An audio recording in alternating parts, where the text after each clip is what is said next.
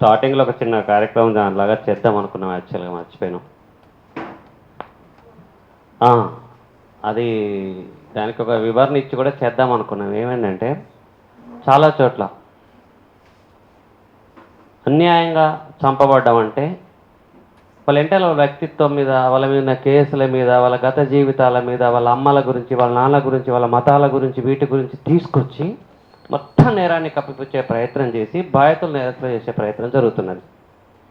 ఇక్కడ కృష్ణ కులాంతర ప్రేమ వివాహముఖం గురించి తను తక్కువ కులమోడై ఏకకుల అమ్మాయిని చేసుకోవడానికి పెద్దగా ఆదర్శం లేకపోయినా, అమ్మాయి కింది కులం యువకుని మనకంటే ఒక 1,00,000 కారణాలు చెప్పుకుంటారు అతన్ని ఎందుకు వద్దని చెప్పడానికి.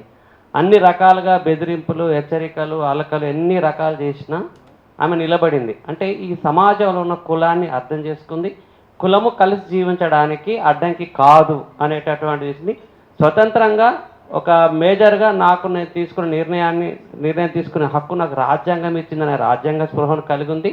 దీనికి పరిరక్షించడం కోసం కొన్ని చట్టాలు, పోలీస్ వ్యవస్థలు ఉన్నాయి. ఈ వ్యవస్థలని అనేక మంది ఇలాంటి పెళ్లిలను మద్దతు తెలియజేటువంటి సామాజిక ఉద్యమ సంస్థలు ఉన్నాయనే చిన్నపాటి అవగాహనతో వాళ్ళు ఉన్నారు.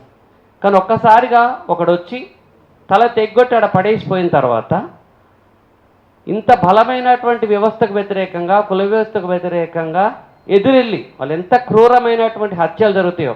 నేను ఎక్కడో చెక్ చేస్తుంటే వీళ్ళ అమ్మ పెరమాళ్ళ ఇంటి వైపు నుంచి వచ్చింది. పెరమాళ్ళ ప్రణయ్ కదా చనిపోయింది. అక్కడ పెరమాళ్ళు ఉన్నారు, ఇక్కడ పెరమాళ్ళు వచ్చినారు. అంటే ఒక హత్య జరిగినప్పుడు ఎంత క్రూరంగా ఉంటుందో అనేక హత్యలు చూశారు వీళ్ళు.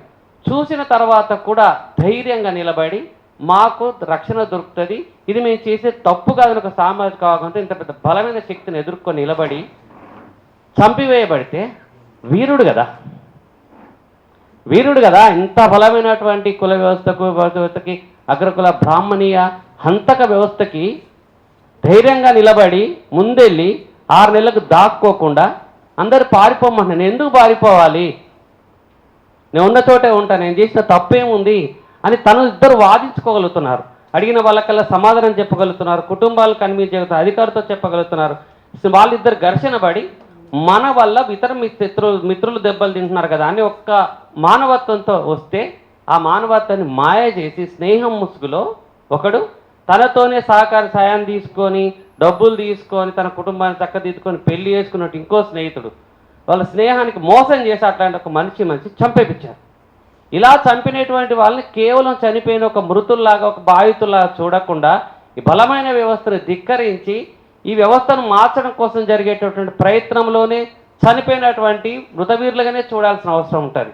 కాబట్టి ఇలాంటి వాళ్ళని మనము జోహాలు తెలియజేయాల్సిన అవసరం ఉంటుంది, వీరులుగానే చూడాల్సిన అవసరం ఉంటుంది.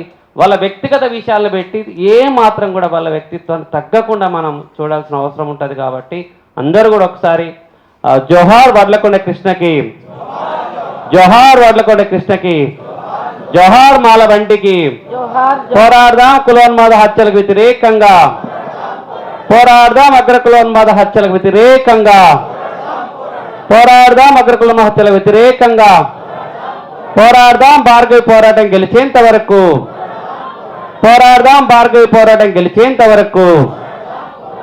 అమరవీరుడు అని రాస్తే ప్రణయ్ ఎట్లా అమరవీరుడు అయితే ఎగిరిగా ప్రేమలు పెళ్లిళ్ళు చేసుకొని రోడ్ల మీద తిరిగి చచ్చిపోయినటువంటి వాడని చాలా బాధ్యత రాహిత్యమైనటువంటి అవమానకరమైనటువంటి స్టేట్మెంట్ను చర్చలు చేసినటువంటి వాళ్ళరు.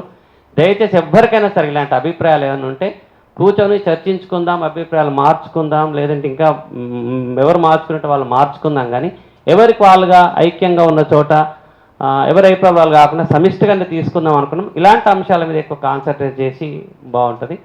తను చెప్పినట్టు సెమినార్స్ కానీ బహిరంగ సభలు కానీ మనం అక్కడ చాలా విషయాలు మాట్లాడుకోవచ్చు.